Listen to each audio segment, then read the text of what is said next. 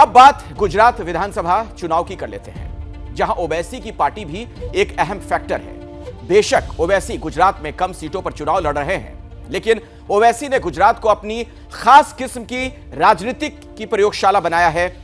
ओवैसी के पॉलिटिकल प्रयोग की झलक गुजरात के वेजलपुर सीट पर दिख रही है। वेजलपुर सीट पर आपको बता दें, एबीपी न्यूज संवाददाता अभिषेक उपाध्याय पहुंचे, उन्होंने वहां से एक रिपोर्ट भेजी है, देखिए जरा।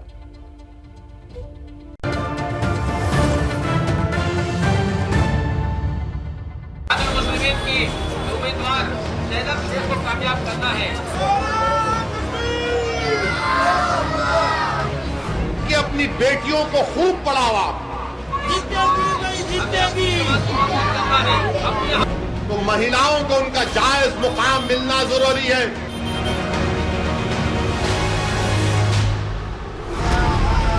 इरादा सियासत में आला मुकाम हासिल करना है। पैगाम हैदराबादी भाईजान का है, जगह गुजरात है। मकसद विधानसभा चुनाव में जीत दर्ज करना।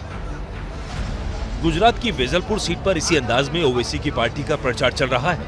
हिजाब पहनी महिलाओं की टोली है, हाथों में ओवैसी का झंडा है, जुबान पर वोट की गुजारिश है और पहचान है हिजाब। मैं देख रहा हूँ पूरे हिजाब में प्रचार। जी बस मेरा ये काम है, मैं हिजाब के अंदर ही हमेशा रहती हूँ। जिस तरह से पूरे देश का माहौल है कि हिजाब को टारगेट किया जा रहा है, बदनाम किया जा रहा है, तो एक हिजाबी महिला को टिकट देकर असद साहब ने ये साबित किया है कि हिजाबी महिला घर में कैद नहीं है। पार्टी अगर AIMIM है तो हिजाब उम्मीदवार की पहचान हो, इसमें कोई अचरज नहीं। ये ओवैसी की राजनीति का मॉडल है। कर्नाटक से लेकर कश्मीर तक हिजाब का समर्थन करने वाले ओवैसी ने वेजलपुर से हमेशा हिजाब में रहने वाली जैनब शेख को उम्मीदवार बनाया है, तो जाहिर है एक खास तबके का वोट उनका टारगेट है। और वो भी क्यों ना, ओवैसी अपना ये सपना कई बार सार्वजनिक कर चुके हैं। हिजाब निकाब पहनेंगे, कॉलेज को जाएंगे, डॉक्टर भी बनेंगे, कलेक्टर भी बनेंगे, SDM भी बनेंगे। तुम देखना एक दिन इस देश की प्रधानमंत्री एक बच्ची हिजाब पहन के प्रधानमंत्री बनेगी। और इसी हिजाब वाले सपने को साकार करने के लिए राजनीति में हिजाब वाला नया अध्याय लिखने के लिए ओवैसी ने पूरी ताकत लगा दी है। जैनब शेख को जिताने के लिए ओवैसी ने पूरा दल बल उतार दिया है। हैदराबाद से AIMIM पार्षदों की टीम वेजलपुर भेजी गई है।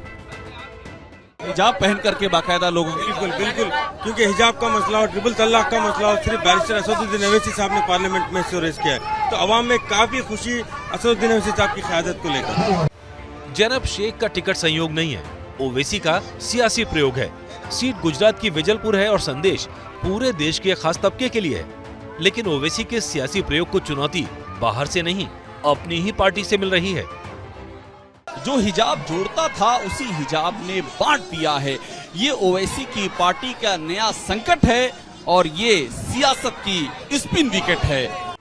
तस्वीरों में ओवैसी के साथ दिख रही सुहाना मंसूरी हैं। अहमदाबाद म्युनिसिपल कॉर्पोरेशन में AIMIM के टिकट पर दूसरी बार पार्षद बनी है, लेकिन विधानसभा चुनाव में अपनी पार्टी की जैनब शेख के खिलाफ मैदान में है। वजह है वही हिजाब। एक बार ओवैसी साहब मंच में बोल गए थे बापू नगर में कि हिजाब वालों को अपने लड़ाएंगे, तो चलो कोई बात नहीं, हिजाब वालों को तुम लड़ाओ, पर मेरे साथ में जो अन्याय हुआ है, मैं हिजाब नहीं पहनती, पर मेरी आंखों में एक शर्म तो है ना। तो अगर सुहाना मंसूरी के आरोपों में दम है, तो शायद ओवैसी को अपनी कट्टरपंथ वाली सियासत में हिजाब नहीं पहनने वाली सुहाना मंसूरी फिट नहीं बैठी। और यहीं ओवैसी की उस सोच का सच भी सामने आ गया, जिसमें वो बार बार संविधान की दुहाई देते हैं। हिजाब और बुर्का पहनना तो हमारा राइट है, हमारा फंडामेंटल राइट है संविधान में।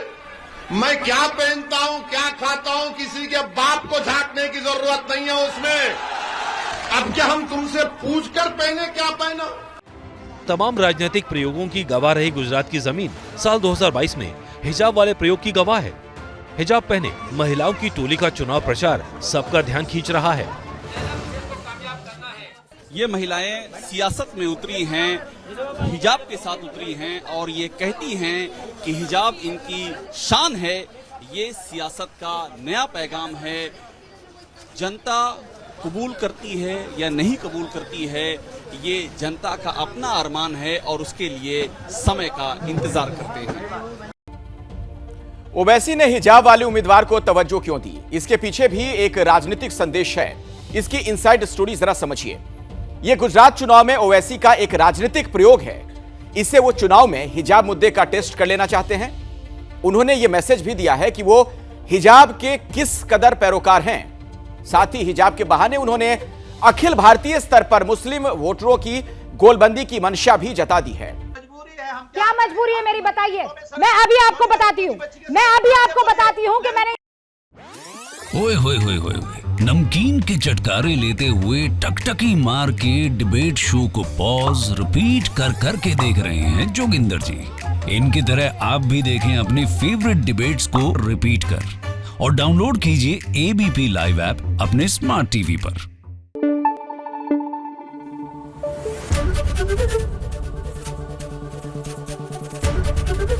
एबीपी न्यूज आपको रखे आगे।